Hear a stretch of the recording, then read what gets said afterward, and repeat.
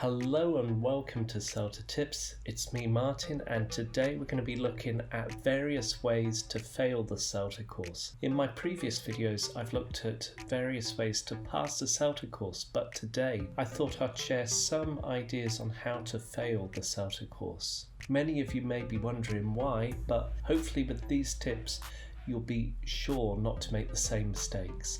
The easiest way to fail the CELTA course is to argue with the trainers. And during my CELTA course, there was a particular candidate who kept arguing and disagreeing with the CELTA trainers, and he was eventually removed from the course because he was completely vocal, completely against the other trainees and trainers, and he wasn't really conducive to the sort of person that's expected to listen, observe and incorporate what's recommended. If you put yourself in the shoes of the trainers, they're there to help you improve and develop as a teacher and show you how to teach effectively for a range of different classes. The second tip I would recommend if you want to fail the CELTA course is to argue with the other trainees. All trainees are there to learn and to incorporate and to observe other trainees, but if you are arguing, if you disagree, if you're not supporting other trainees,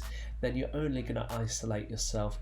They'll probably go to the trainers and they'll make a complaint and you'll be eventually removed from the course. The third tip I would recommend to fail the CELTA course is not to listen. Whenever you teach a class and your trainers provide you with some feedback about the class, then you're expected to incorporate with the recommendations that they offer.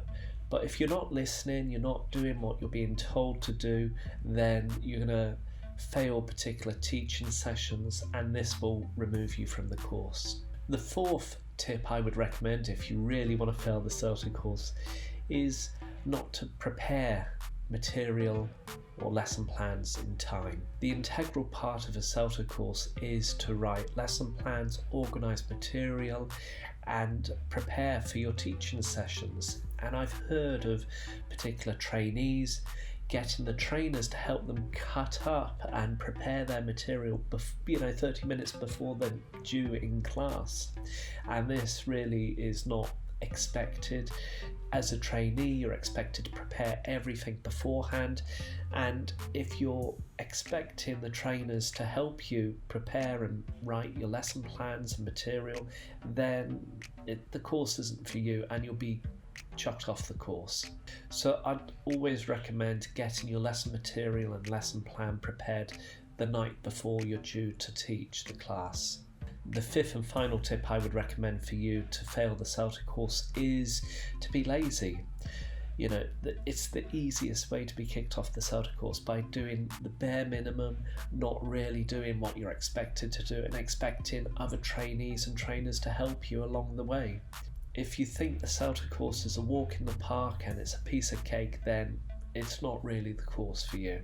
I remember when the director of the CELTA Centre walked in to give a pep talk to all the trainees, including myself, and he called it the boot camp of TEFL training, and it really is. It's really intense and you're expected to do an awful lot within the 4 weeks or however long you decide to do the course. So don't expect things to be done for you, and you have to do an awful lot of work to show that you're capable and to be able to pass the course. So those are my 5 tips for failing the CELTA course.